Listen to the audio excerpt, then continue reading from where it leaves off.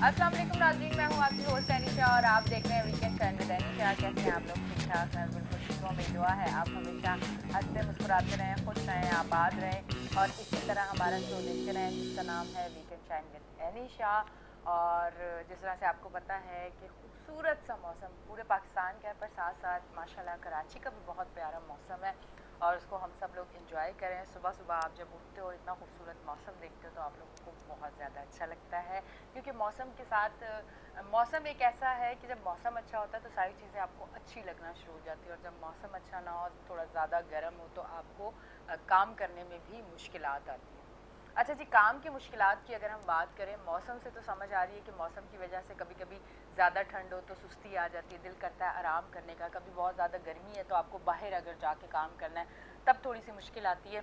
पर कुछ मामलात ऐसे भी होते हैं कि कुछ लोग आपके कामों को ख़राब करने की भी कोशिश करते हैं कि आप एक अच्छी लाइन पे तरक्की कर रहे हैं या अच्छा काम करें, तो कुछ लोग आपको नुकसान देने की कोशिश करते हैं। कुछ लोग कोशिश करते हैं कि आप लोग उस तरह भरपूर तरीके से काम ना कर सकें। अच्छा, वो लोग होते हैं जो आपकी तरक्की से जलते हैं। आप यकीन करें कि चाहे मर्द हो या औरत हो, अगर आप भरपूर तरीके से अच्छी नीयत से मेहनत कर रहे हैं, काम कर रहे हैं, आपको 10,000 लोग भी गिराने की कोशिश करेंगे तो आप कभी भी नहीं गिरेंगे। हमेशा स्ट्रांग रहें, ऐसे लोगों को नज़रअंदाज कर दें, क्योंकि उनका काम ही यही होता है दूसरों की तरक्की में आके कुछ ना कुछ मसले मसाइल करना। तो अपना फोकस अपने काम पे रखें और ऐसे लोगों को इग्नोर करें। अच्छा जी, हमारे साथ इस टाइम लाइन पे मौजूद हैं, पीटीआई से उनका ताल्लुक है, नाम है उनका फ़िज़ा ज़ीशान। फ़िज़ा ज़ीशान को मैं वेलकम करती हूँ अपने शो पे। अस्सलाम वालेकुम। अस्सलाम वालेकुम जी। कैसी है फ़िज़ा, आप ठीक है? जी अल्लाह का शुक्र। अच्छा जी फ़िज़ा, थोड़ा सा हम पहले कराची पे बात करेंगे। जिस तरह से मौसम चेंज हुआ, बल्कि कराची में जब गर्मियाँ थी तब भी गैस नहीं थी, और अब जिस तरह से मौसम चेंज हुआ है तो सारा सारा दिन जो है गैस की लोड शेडिंग है और कराची वाले परेशान है। उस पर क्या कहना चाहेंगे? जी अस्सलाम वालेकुम। वालेकुम। बात ये है कि ये वाकई में एक बड़ा क्रिटिकल इशू है। अप्रैल, अभी तो सर्दियां शुरू हुई है ना, आप अप्रैल के महीने में भी अगर इस महीने, जो इस साल का अप्रैल का महीना था, उस महीने की भी अगर आप देखें, अभी गर्मियां थी और तब भी शहरियों को गैस की सप्लाई खत्म होना शुरू हो गई थी। और अब इन्होंने ये किया, सबसे जो आम शहरी हैं उनके लिए तो मुश्किलात पैदा करती गई। जो जहाँ पे कहा गया कि 16 घंटे लोड शेडिंग होगी, ये इन्होंने पिछले महीने नोटिस कर निकाल दिया था जी। फेडरल गवर्नमेंट ने एसएसजीसीएल के थ्रू कि यहाँ पे लोड शेडिंग होगी। और मुझे इस बात पे है कि मसला ये है कि जो तलबा और तालिबात होते हैं, ऑफिस जाने वाले लोग होते हैं, वो इसमें सख्त परेशानी का शिकार हैं कराची में। वो बेचारे नाश्ता नहीं कर सकते, बाहर से जाके ढाबों पे नाश्ता कर रहे हैं, और बड़ी सख्त जाहिर है दिक्कत होती है। रोजमर्रा की जिंदगी बहुत ज्यादा अफेक्ट करती है इनको। इस चीज का एहसास नहीं है कि ये कितनी इम्पोर्टेंट चीज है। इसमें लोग परेशान हो गए कि गैस यूटिलिटी शिकायत सर्विस नंबर 1199 पे भी कॉल करते हैं, तो उन्हें भी कुछ मालूम नहीं है कि इस शेड्यूल जो है वो, उनके पास कोई शेड्यूल नहीं है कि गैस क्यों नहीं आ रही, क्या वजह है, क्या मसला है। कभी आती है, कभी और फिर बहुत ही कम आती है, उसका भी कोई फायदा नहीं होता। जी। आपको पता है जी। Karachi is suffering a lot. Gas का मामला बहुत क्रिटिकल हो चुका है। अच्छा, ये तो घरेलू साथीन की बात करें ना, अगर हम कराची के इंडस्ट्रियल जोन की बात करें तो हमारे 7 इंडस्ट्रियल जोन हैं। उन्होंने फेडरल गवर्नमेंट से कई मीटिंग की, उस सिलसिले में बात की कि हम इससे पहले ही मैनेज कर लें कि अगर हम, क्योंकि इंडस्ट्री जब सफर करती है तो मुल्क सफर करता है। बिल्कुल। और आपको पता है कि यहाँ की जो इंडस्ट्री, जो स्पेशली एक्सपोर्ट ओरिएंटेड इंडस्ट्री है, उसका तो डायरेक्ट महसूलात पे, बरामदात पे खतरनाक हद तक फर्क पड़ता है जब ये लोग गैस की सप्लाई बंद कर देते हैं। अब एसएसजीसीएल की तरफ से 15 नवंबर को भी इशू नोटिस हो गया, इशू हो गया था नोटिस कि गैस जो है वो उसकी सप्लाई खत्म कर दी जाएगी 23 फरवरी 2023, 2023 तक, 23 फरवरी। लेकिन हुआ ये कि जब ये हुआ तो ये लोग, इन लोगों ने जाके बहुत बार से निगोशिएशन की थी कि आखिर अगर आप इसको मैनेज करें किसी तरीके से, क्योंकि बहुत बड़ा नुकसान होता है कराची का और पाकिस्तान का नुकसान होता है, क्योंकि सबसे ज्यादा यहाँ से एक्सपोर्ट जाती हैं जी। दुनिया में। तो अगर आप इसको ऐसे मैनेज कर दें कि 2-3 दिन में एक एक दिन करके कुछ कुछ घंटे हमें दिया भी करें गैस ताकि हम उसको मैनेज कर पाए। लेकिन वो सारी तजावजात को उन्होंने रद्दी की टोकरी में फेंक दिया और बिल्कुल एसएसजीसीएल की तरफ से ये आ गया कि अभी गैस की सप्लाई इंडस्ट्री में नहीं होगी। आपको पता है इससे कितने बड़े मसाइल पैदा होते हैं कराची में। ना सिर्फ घरेलू सार्फिन परेशान होते हैं, इंडस्ट्री अगर बंद हो जाती है तो लोगों की एम्प्लॉयमेंट भी खत्म हो जाती है। बिल्कुल तो ऐसे ही। ये मामला, और फिर जाहिर है कि मईशत का पहिया जाम हो जाता है। इंसान लोग बेचारे, ये कम अज कम 2.5 करोड़ की आबादी पर मुश्तमिल कराची, जिसने पाकिस्तान को उठाया हुआ है उसकी मईशत को, उसके साथ ये सलूक करते हैं। बल्कि इनको तो चाहिए कि कराची के लिए खास इकदाम करें। मैं आपको बताऊं कि सिंध से 60% गैस जो है वो सिंध के थ्रू एसएसजीसीएल में जाती है, पूरे पाकिस्तान को प्रोवाइड होती है। तो आखिर सिंध को गैस क्यों नहीं सप्लाई होती, क्या मसला है? तो ये इस चीज को उठाया जाए, इस चीज पे बात की जाए, इसलिए कि ये हमारे मुल्क का मामला है, हमारे लोगों का मामला है। तो हमारे तो इस बारे में ये तहफ़्फ़ुज़ात हैं। बाकी आप बताएं गैस का, आपको भी लगता है ना कि ये मामलात हैं इसी तरह के बहुत ज्यादा क्रिटिकली, लोग अब परेशान हो गए? लोग इतने परेशान हो गए हैं कि लोगों को समझ नहीं आ रही इस टाइम पे वो क्या करें। क्योंकि जो अगर हम सबसे पहले तो मैं फोकस करूंगी घरेलू सार्फिन, क्योंकि एक हमारी आम आवाम जो है वो सबसे ज़्यादा सफ़र करती है। अब उन लोगों के मामलात ये हैं कि अगर गैस नहीं आ रही तो लकड़ियों का तो दौर नहीं है, लोगों के छोटे छोटे घर हैं, वहाँ लकड़ियाँ तो जल नहीं सकती। गाँव देहात होते हैं, खुले का इलाका होता है, लोग लकड़ियाँ भी जला लेते हैं। अब अगर सिलेंडर की तरफ आते हैं तो वहाँ भी देखें आप कि जितनी महंगाई है सिलेंडर लोग अफोर्ड नहीं कर सकते। अगर आप इस तरह से गैस नहीं दे रहे तो आप नहीं समझती हैं कि सिलेंडर के लिए गैस जो है उसको सस्ता किया जाए ताकि आवाम को आसानी मिले। कुछ ना कुछ रियासत की तरफ से तो आसानी अपनी आवाम के लिए होनी चाहिए। क्या कहेंगी इस पर? होनी तो चाहिए, लेकिन जब नियत ही ना हो तो फिर क्या किया जा सकता है? देखिए, रिक्वायरमेंट जो है ना गैस की, वो 1150 MMCFD है, और उसमें वो कहते हैं कि कमी है इस वक्त 265 MMCFD की गैस की कमी है। तो हम क्या करें? तो भाई ये तो आपका काम है ना कि आपको मैनेज करनी चाहिए थी चीजें पहले से। आपको हर दफा आप लोग सो के उठते हैं और सर्दियां आ जाती हैं और फिर लोग परेशान होते हैं। आखिर पाइपलाइंस के अंदर जो फॉल्ट है उसको क्यों नहीं दूर किया जाता? आप जानती हैं इतनी ज्यादा पाइप में से गैस जाया होती है, जो जिस तरह का इन्होंने सिस्टम बनाया हुआ है उसके अंदर इतने सारे लूप होल्स हैं कि गैस से जगह जगह से गैस पता नहीं कितनी है, मुझे उसकी परसेंटेज नहीं पता, लेकिन बहुत ज्यादा गैस जो है लीक होके जाया हो जाती है। सिलेंडर बिल्कुल इनको सस्ते करने चाहिए, क्योंकि इनका काम है कि ये आवाम को रिलीफ फराहम करें। ये इस तरह से चीजें मैनेज नहीं होंगी, आवाम सड़कों पे निकल आएगी। बिल्कुल। और अगर देखा जाए तो कराची में, क्योंकि मैं एक और शो करती हूँ जो गर्मियों में भी जब मैं इलाकों में जाती थी तो लोग यही कहते थे कि हमारे एरिया में गैस नहीं आ रही। चलो ठंड से तो समझ आती है कि बहुत सारे मामलात हो जाते हैं, क्योंकि हम लोगों के पास जिस मौसम में जिस चीज़ की ज़्यादा ज़रूरत होती है उसी की कमी हमें मिलती है। गर्मियों में हमें लाइट की ज़रूरत होती है और लाइट की लोड शेडिंग भरपूर होती है। सर्दियों में हमें गैस की ज़रूरत होती है और गैस की लोड शेडिंग भरपूर होती है। आप यकीन करें कि कराची में इस टाइम पे लाइट की भी लोड शेडिंग के इलेक्ट्रिक की जानिब से इतनी शदीद किस्म की हो रही है, और उसके बाद अगर उनके बिल देखे जाएं तो फिर हैरान कुन एक फील होता है कि अकल जो है वो साथ छोड़ जाती है कि हो क्या रहा है। आवाम परेशान हुई है, लाइट आती नहीं है, बिल इतने ज़्यादा आते हैं, गैस आती नहीं है और इतने ज़्यादा बिल आते हैं। फिर आवाम जाए तो जाएगा कि इलेक्ट्रिक के ऑफिस जाए तो उनको कोई जवाब नहीं मिलता, गैस के ऑफिस जाए तो वहाँ से कोई जवाब नहीं मिलता। गवर्नमेंट लेवल पे जो बड़े लोग बैठे हुए हैं उनसे मुलाकात करना कोई आसान नहीं होता। तो ये इस तरह से मामलात किस तरह से चलेंगे जब हमें कोई मिलता नहीं है, हमें कोई अच्छा जवाब नहीं मिलता। तो एंड तो यही आवाम का नजर आ रहा है कि वो सड़कों पे निकले।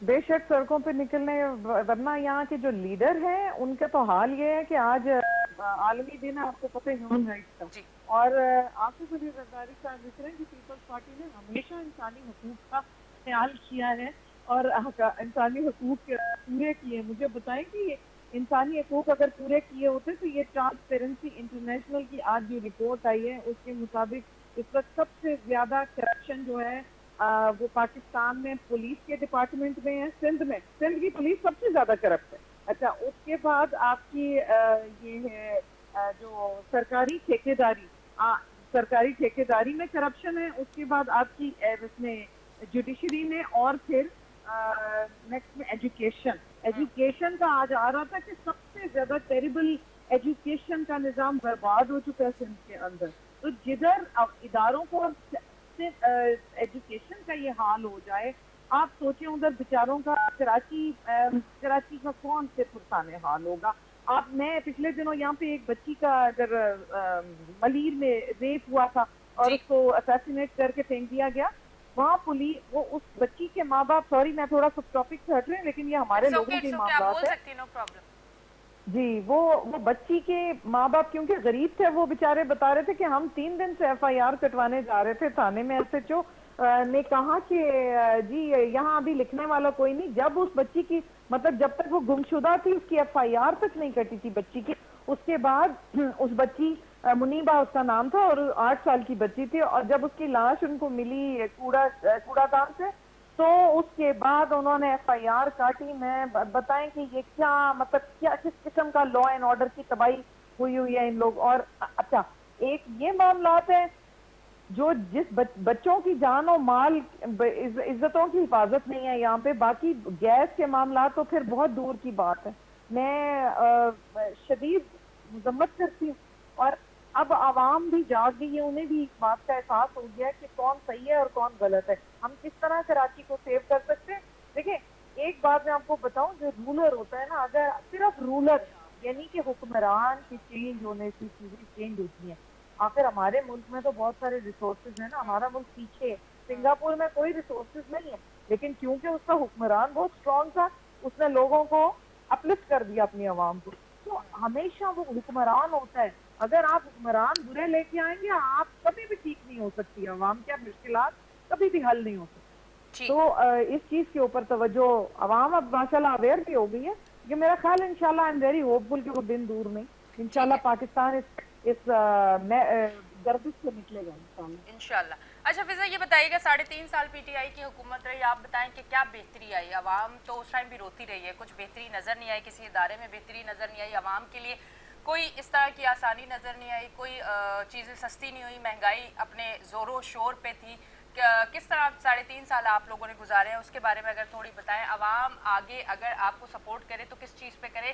क्योंकि उस टाइम भी यही सारी चीज़ें हो रही थी, आवाम इसी तरह गैस के लिए, लाइट के लिए, महंगाई, इन सारी चीज़ों से सफ़र कर रही थी और इसी तरह मुश्किलात का सामना कर रही थी। तो एतबार या ट्रस्ट, एक ट्रस्ट अगर कहते हैं, तो वो फिर आपका 3.5 साल किस तरह से गुजरा है, वो थोड़ा सा अगर बताएं कि आवाम अगर अगली बार फिर से चाहे कि पीटीआई आए और बेहतर काम हो, तो वो 3.5 साल की कारकर्दगी में अगर 2-3 काम अगर आप मुझे बता सकें कि आवाम के हक में बड़े अच्छे हुए हैं।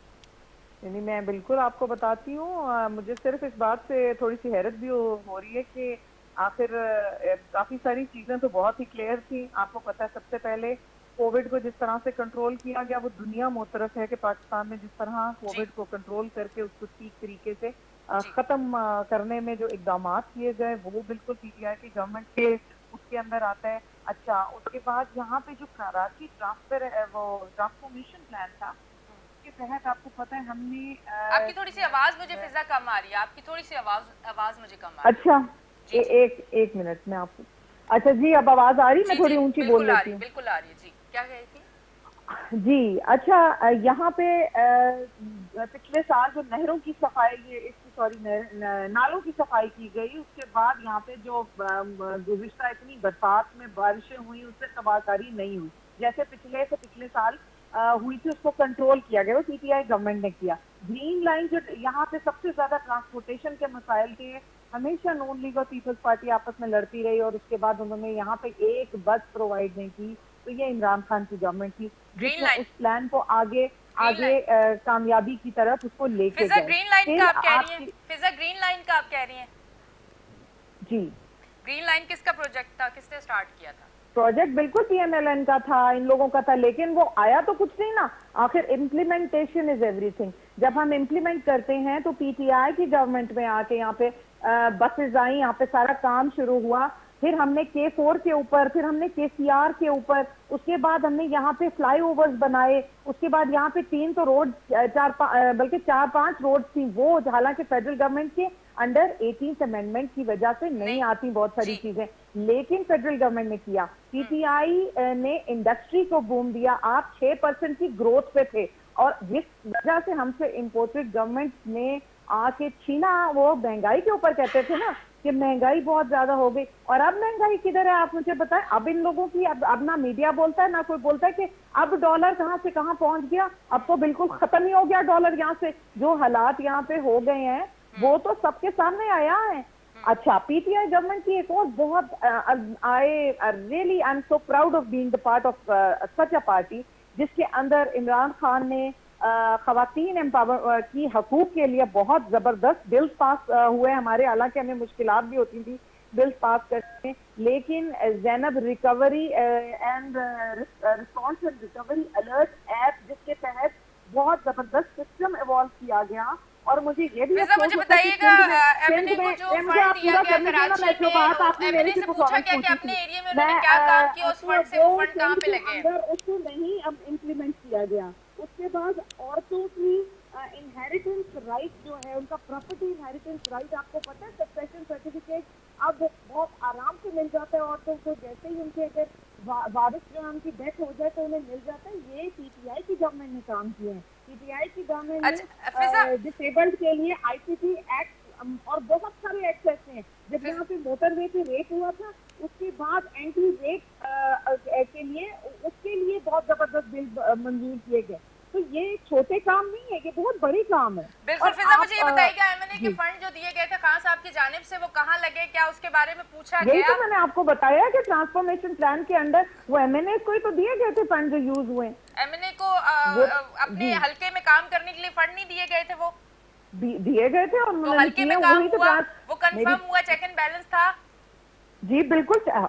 हमारा तो जी आपने एहसास प्रोग्राम की अगर आपने एहसास प्रोग्राम का स्टडी किया होता और उसकी ट्रांसपेरेंसी नोट की होती तो आज आप कहती हैं कि यहाँ वाकई पीटीआई ने काम किया। लेकिन मुझे बहुत सोच हुआ कि एक लफ्ज नहीं अच्छा बोला।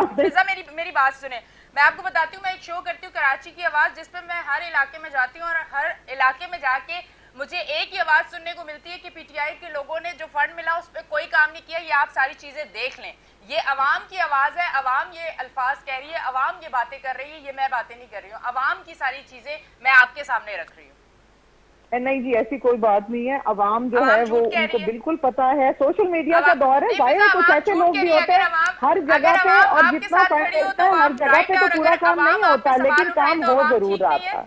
जी मुझे ये बताएं कि महंगाई किसके दौर में शुरू हुई है? पीटीआई आई है तो महंगाई शुरू हुई है ना, लोग रोना तब शुरू हुए हैं, स्टार्ट वहां से लेते हैं। ऐसी तो कोई बात नहीं, महंगाई तो हमेशा से महंगाई पे। आप अगर 7 साल पुराना भी कोई निकाल लेना अखबार तो उसमें भी आपको महंगाई नजर आएगी। ऐसी बात नहीं है। जिस तरह कोविड के दौर में पीटीआई ने माशाल्लाह से कंट्रोल, जिस तरीके से देखिए मईशत 6% ग्रोथ पे जा रही थी, आप इस बात को बार बार इग्नोर मत कीजिए। बहुत सारी चीजें बहुत अच्छी जा रही थी, एक्सपोर्ट बेहतर हो रहा था। हम लोग अच्छा फिजा, थोड़ा सा सैलाब वाले जो है उनको आप लोगों से बड़ी उम्मीद है, फंड जो जमा हुए थे अब उसका क्या सिस्टम आप लोग बना रहे हैं, क्या तरीकेकार है, उनको आपसे बड़ी उम्मीदें हैं, कुछ बताएंगे उस बारे में? जी वो सिस्टम भी बन चुका है, वो सानिया निश्तर के पास है। वो जाहिर है वो एक बड़ी क्रेडिबल खातून है जिन्होंने काम किया। थोड़ा सा अगर हमारे सैलाब ज़दगान जो लोग हैं उनके लिए अगर थोड़ा बहुत बताना चाहें तो। सॉरी सैलाब ज़दगान थोड़ा बहुत बताना चाहिए। जी मैं वही बता रही हूँ कि जो सैलाब ज़दगान के लिए फंड जमा हुआ वो उसी एक बैंकिंग सिस्टम के थ्रू सानिया निश्तर उसको देख रही हैं और वो इंशाल्लाह वो सिस्टम जो है वो हो चुका है शुरू और सप्लाई भी शुरू हो चुका है। वो आपको डिटेल में दोबारा आप मुझे लेंगी लाइन पे तो मैं आपको दे दूंगी। ठीक है, मुझे बताइएगा 2 महीने हो गए अभी तक कोई सिस्टम नहीं बना, तो फिर तो ये वही हो गया ना कि सब एक जैसे ही हो गए, काम तो कहीं भी कोई भी नहीं कर रहा, क्योंकि 2 महीने हो गए घर से बेघर हुए में वो लोग, उन लोगों को कुछ नजर नहीं आ रहा। तो आप इसके लिए क्या कहेंगे? देखें बात यह है कि जो फंड है ना वो उसको एक तरीके के साथ नीचे पहुंचाना होता है, उसमें जाहिर है we have to go through a system, वरना फिर उंगलियां भी हम पे ही उठेंगी कि इन्होंने पैसा खा लिया और इन्होंने ये कर लिया। इस वजह से हम ये तो नहीं कह रहे कि हमने तो बिल्कुल आते साथ ही हमने वो शुरू भी कर दिया। हाँ बिल्कुल उसका काम शुरू हो गया, वो इंशाल्लाह बहुत जल्दी जो चीजें हैं वो सेटल होना शुरू हो जाएंगी। अवाम वहाँ की जो हमारी तंजीम है वो इंटीरियर वगैरह की और बाकी जो एरिया सैलाब ज़दगान की, मतलब अभी सिर्फ काम शुरू हुआ है, अभी कुछ उस पे अमल नहीं हुआ, अभी सिर्फ मीटिंग्स हो रही हैं, अभी सिर्फ आप पेपर वर्क कर रहे हैं, अभी आप लोगों ने कोई काम शुरू नहीं किया। कोई बात नहीं है, ऐसी कोई बात नहीं है सिस्टर, वो जो है वो बिल्कुल शुरू हो चुका है काम, लेकिन आपको नजर भी जल्दी आ जाएगी। हाँ, नजर नहीं आ रहा है, इसीलिए तो मैं आपसे पूछ रही हूँ कि शायद आप बताएं, फिर नहीं, हम आपको नजर तो डालें, हमें नजर आ सॉरी, जाए। आपको तो ये भी नजर नहीं आया कि 3 साल में हमने काम किया, वो तो मैंने सारे क्योंकि वो गिनवाए हैं किसी को आपको। वो तो आपको ये भी नजर नहीं आ रहा, नहीं आप नहीं, कह रहे बिल्कुल महंगाई आई बिल्कुल हुई, आ ही पीटीआई नहीं की रहा साइड नजर। में, आप तो बड़ी यकीन करें गलती ना, वाली बात है। नहीं आ रहा। कराची की आवाम भूख से मरी है 3.5 साल, कराची की आवाम बेरोजगार हुई है, कराची के उससे पहले बच्चों ने क्या था, फांसियां उससे पहले लगाई हैं, लाशें अपनी बोरी पर जिंदगी लाशें हार आती गए, थी, वो सब ठीक कराची था। वाले सड़क सॉरी, पे आ आपका गए, बड़ा वाइस कराची वालों को एटीट्यूड कुछ है, नहीं मिला, आई एम इसीलिए वेरी हमें कुछ सॉरी। नहीं नजर आया। ठीक है जी। फिजा जो है, जब हमने थोड़े से सख्त सवाल किए तो वो हमें बताए बगैर लाइन ड्रॉप करके चली गई हैं। बात यह है कि जब हकीकत पे बात आए तो वो तकलीफ दे हो जाती है। बात यह है कि आवाम की बात है, आवाम की राय जो है वो मेरे लिए ज़्यादा अहमियत रखती है, क्योंकि मैं एक शो पे जब पूरे कराची में जाती हूँ तो मैं हर चीज़ को डिस्कस करती हूँ और मैं उनकी जो राय होती है मेरे लिए वो ज़्यादा अहमियत रखती है। जब आवाम कह रही है कि पीटीआई ने कोई काम नहीं किया तो फिर मैं दूसरी बात कर नहीं सकती, क्योंकि अगर मैं आवाम का नुमाइंदा हूँ, मैं आवाम में जाती हूँ तो मैं उनकी बात करूंगी। मैं झूठ नहीं कह सकती कि मुझे तो दूध की नहरें 3.5 साल में नजर आई हैं और मुझे शहद की नहरें नजर आई हैं, सब कुछ अच्छा हो गया, बिल्कुल नहीं। मैंने कराची के वो लोग जो रोजगार जिनके पास था, जो बेचारे अपने घर चला रहे थे, उन लोगों को 4-4 बच्चों के बाप को मैंने फांसी लगते हुए वो स्टोरीज देखी हैं, उन लोगों के घर वालों को रोते हुए देखा है। तो उस पर मैं झूठ बिल्कुल भी नहीं कह सकती, क्योंकि अगर मैं इस सीट पे बैठी हूँ तो मैं हक सच कहने के लिए बैठी हूँ। और जो चीज़ें आप हमें गिनवा रही हैं कि ग्रीन लाइन बस, तो वो प्रोजेक्ट आपका नहीं था। जिसका प्रोजेक्ट था, आप सच्चाई से भी काम लेना, आपने अपने दौर में खुद से क्या शुरू किया है। आप अगर एक चीज़ कह रही हैं कि कोरोना और उसमें बड़ा स्मार्ट लॉकडाउन, वो उसको हम एग्री करते हैं, बहुत अच्छी बात है, पूरी दुनिया में सराहाया गया, इतने भरपूर तरीके से उस टाइम को लेके चले, उसके लिए बिल्कुल पॉजिटिव अल्फाज हमारे मुंह से निकलेंगे। पर जो चीज़ें नहीं हुई उसके लिए भी हम सवाल ज़रूर उठाएंगे। अभी हम थोड़ा सा जाएंगे ब्रेक की जाने, ब्रेक से जब वापस आएंगे तो कंटिन्यू करेंगे। असल में होता ही है कि जब आप अच्छी अच्छी शहद में डिप की भी बातें करते हैं ना, बड़े मज़े की, तो वो बहुत ज़्यादा अच्छी लगती है। और जब आप हकीकत की बात करते हैं तो कुछ होता यूँ है जिस तरह से फिजा ने किया, हम छोड़ के वो चली गई है। कोई बात नहीं, लेते एक ब्रेक, मिलते हैं ब्रेक के बाद।